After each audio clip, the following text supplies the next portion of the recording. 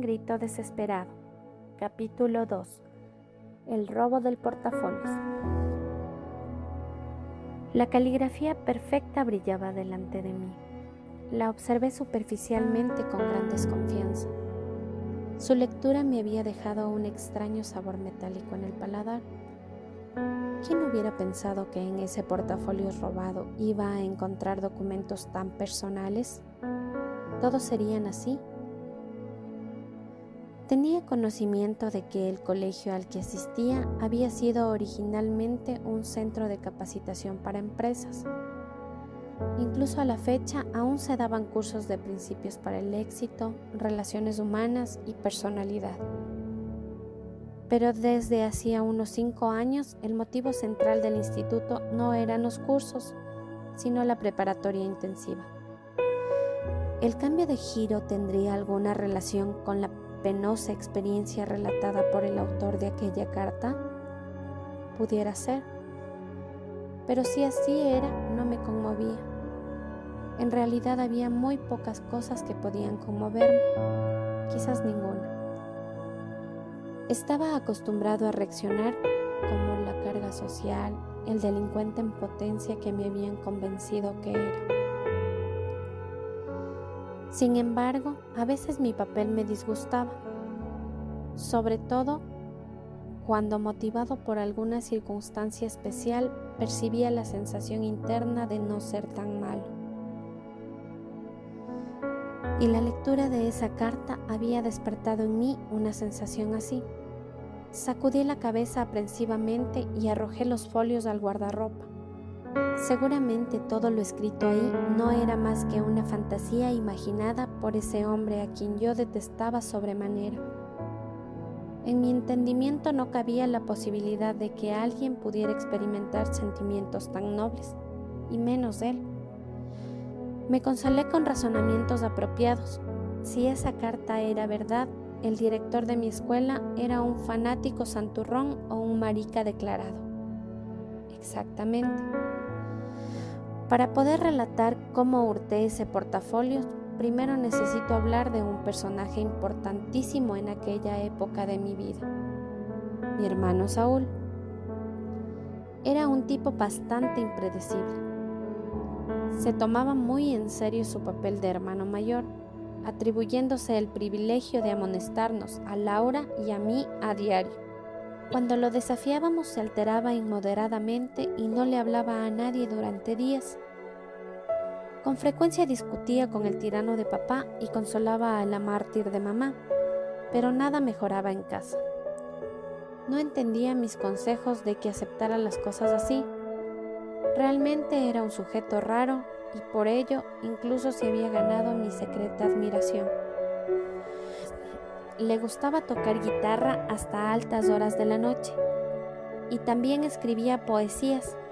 Mis amigos y yo nos burlábamos mucho de esto. Una mañana sus compañeros de grupo le jugaron una broma que él mismo planeó y consintió, cuyas consecuencias llegaron a extremos inverosímiles. Lo encerraron en el baño con una muchacha, clausuraron las aldabas exteriores usando un enorme candado y tiraron la llave por la coladera. La algarabía resonó en todos los pasillos. Hubo aplausos, cantos, gritos. A los pocos minutos la escuela entera estaba enterada de que Saúl y su novia se hallaban solos en los sanitarios haciendo quién sabe qué suciedades.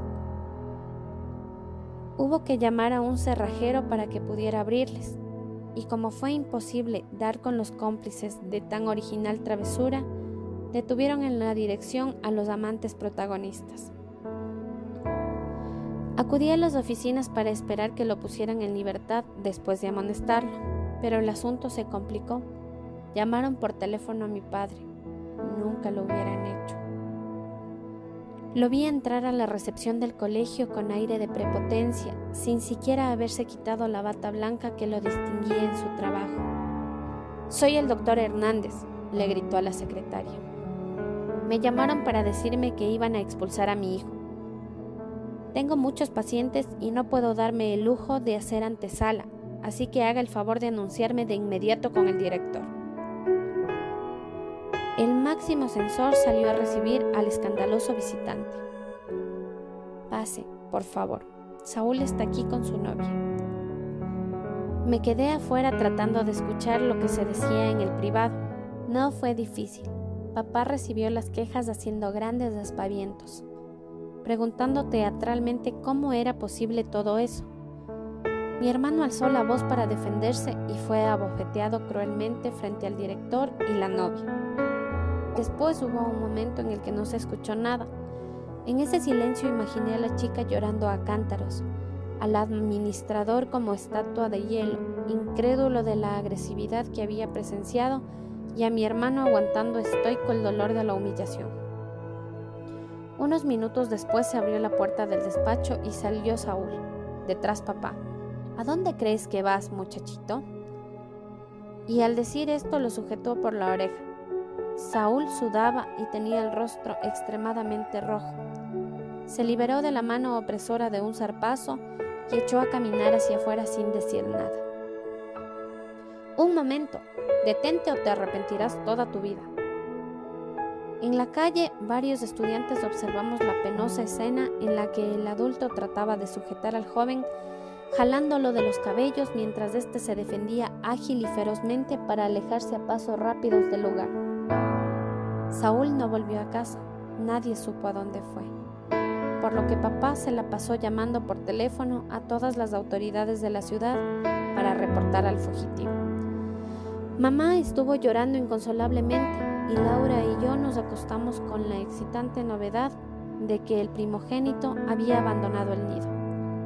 No podíamos creer que hubiera tenido tanto valor y con el pensamiento le mandábamos muchas más calurosas felicitaciones. Esta noche tardé mucho en conciliar el sueño. Me preguntaba constantemente a qué lugar iría un joven al escapar de casa. Deseaba saberlo para tener la opción de hacer lo mismo cuando mi familia me hartara, y no faltaba mucho para ello. Al día siguiente, muy temprano, diríase de madrugada, papá entró en mi habitación haciendo mucho ruido y llamándome holgazán. Me destapó arrojando las cobijas al suelo y azuzándome para que me levantara. «Despérésate, muchachito. Voy a ir contigo a la escuela para vigilar la entrada de los alumnos a ver si aparece tu hermano». «¿Sinceramente crees que irá a clases después de escapar de casa?». Me incorporé para recoger las sábanas y echármelas nuevamente encima. «Permíteme que me ría». Jo, jo, jo. Papá se puso verde, más por tener yo la razón que por mi insolencia, pues ante él tener la razón era un pecado mortal. «De cualquier modo iremos a la escuela. Quiero hablar con el señor Yolsa para ponerlo al tanto de lo que hizo tu hermano. Ese maldito director chismoso», susurré. «Por su culpa está pasando lo que está pasando». Me levanté indolentemente y me vestí. Estuvimos en el colegio justo antes de la hora de entrada. Al poco tiempo llegó el director. Papá lo interceptó para preguntarle de modo presuntuoso por qué se había propuesto echar a perder la vida de sus hijos, lo cual, por agresivo e incoherente, me asombró bastante. Varios compañeros curiosos se detuvieron a escuchar la inminente discusión, pero el licenciado Yolsa los evadió invitándonos a pasar a su privado. Ya dentro, los dos hombres se miraron fijamente como viejos enemigos. Mi padre se calmó un poco, pero no dejó de levantar la voz. «Usted no ha sabido guiar a mis hijos. Uno viene aquí brindándole toda la confianza, paga puntualmente las colegiaturas y ¿qué recibe a cambio? Unos muchachos tímidos y acomplejados. Saúl ha caído tan bajo por culpa de usted». El señor Yolsa se frotó la barbilla con aire preocupado. Su trabajo consistía en atender vecinos quejosos, empleados irresponsables, inspectores corruptos, sindicalistas prepotentes, alumnos groseros, como yo, y padres de familia desequilibrados como el mío. Sin embargo, no parecía haberse acostumbrado del todo a tales situaciones. Tomó asiento y con ademán cortés invitó a papá a hacer lo mismo frente a él. También a mí con una mirada me indicó que me sentara. «¿Quiere explicarme de qué se trata exactamente, doctor Hernández? Ayer mi hijo Saúl se fue de la casa». «¿De veras?», preguntó interesado. «¿Y qué le hace suponer que fue por mi culpa?». que no había necesidad de llamarme para darme la queja. Todos los jóvenes llegan al sexo con sus novias. El director abrió el cajón central de su escritorio para extraer una cajita con pastillas medicinales. Tomó una y se la echó a la boca de inmediato mientras movía la cabeza negativamente. Vaya manera de empezar el día. Acto seguido descolgó su intercomunicador para pedirle al archivista el expediente de Saúl y el mío. Sin quererlo salté de mi silla. ¿El mío? Yo solamente estaba de mirón. No tenía vela en ese entierro. ¿Por qué pediría también mi expediente? Me volví a sentar. Hubo un silencio desagradable. Finalmente la secretaria entró presentándole las carpetas y el licenciado comenzó a decir con voz firme: Doctor Hernández, su hijo Saúl tiene antecedentes muy graves y fue admitido aquí condicionalmente. Aún así, su historial está lleno de irregularidades. Ayer no hubo tiempo de analizarlo, pero fumar en clase, contestar altaneramente a los profesores, no cumplir con tareas e irse de pinta son notas comunes y repetitivas en este registro. Además, ya había estado a punto de ser expulsado en otra ocasión. Mi padre alzó las cejas simulándose indignado y me reí interiormente de él. Se dio de golpes con otro joven que al parecer pretendía su novia en turno. En esa oportunidad armó un gran alboroto. Vinieron patrullas y los vecinos me citaron para hacerme prometer que eso no volvería a suceder en esta calle. Lo tuve detenido en mi oficina durante casi una hora. Intentamos comunicarnos con usted, pero fue inútil. Tampoco su esposa pudo ser localizada. Así que llené su forma de expulsión y se la entregué. Entonces su hijo me dijo que me odiaba, que odiaba este mundo, esta vida, esta escuela y a sus padres.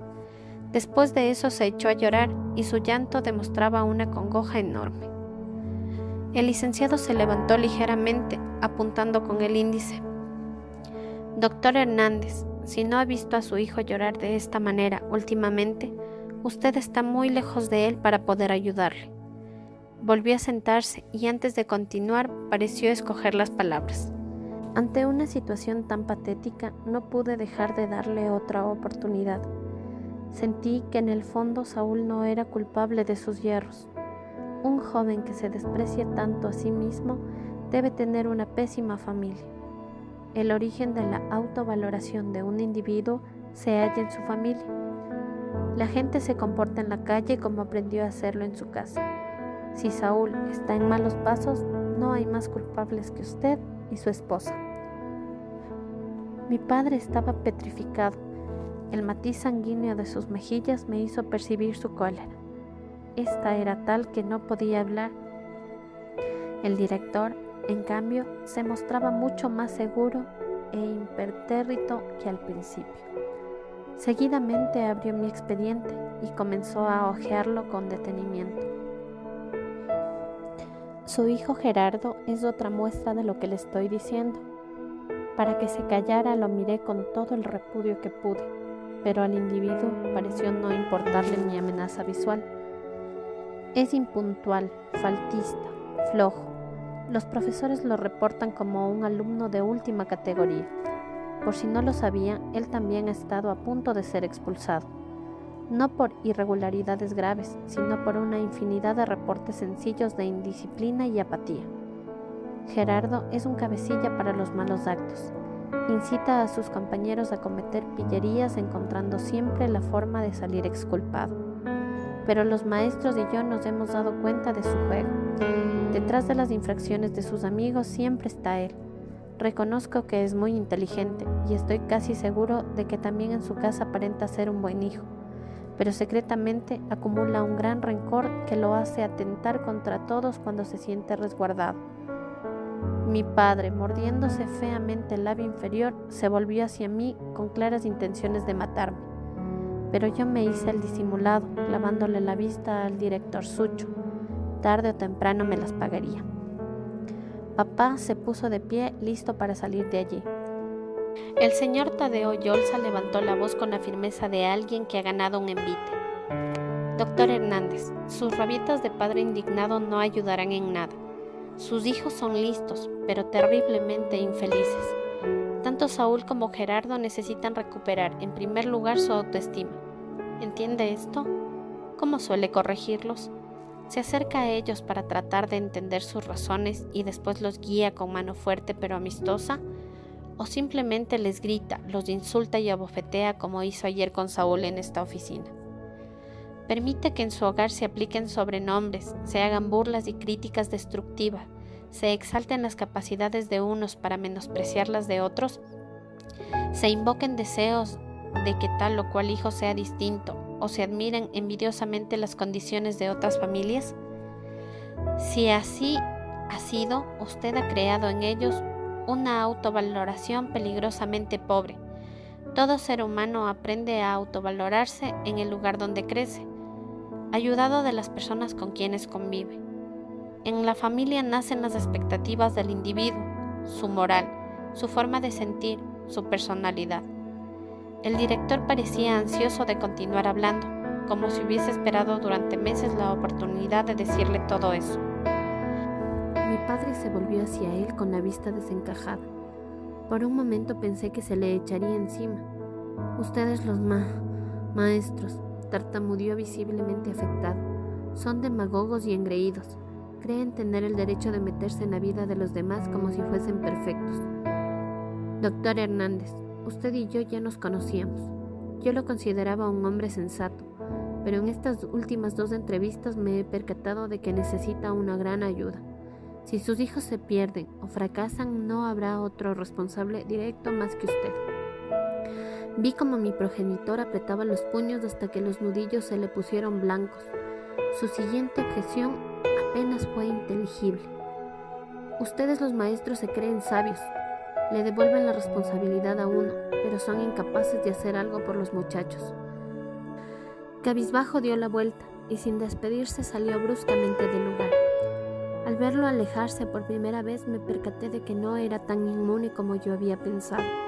Sentí lástima por él. Además, su estatura me pareció más baja de lo que siempre creí. El director corrió para alcanzarlo. Posiblemente no deseaba que la desaveniencia terminara de ese modo. Me quedé en la oficina solo. Miré a mi alrededor buscando algo. No sabía qué. El portafolio personal del señor Tadeo Yols estaba a un lado del escritorio. Lo tomé y salí como relámpago para evitar ser detenido por la secretaria. En la calle los 2 adultos aún discutían. No me detuve. No quería saber más nada del asunto. Durante horas caminé por las avenidas abrazando fuertemente el portafolio robado. Sentía ganas de llorar, pero no comprendía la razón. Quizá por haberse dicho en mi presencia conceptos muy serios en los que jamás había pensado. Uno especialmente cruel y verdadero me taladraba las sienes, que mis hermanos y yo éramos inteligentes, pero terriblemente infelices.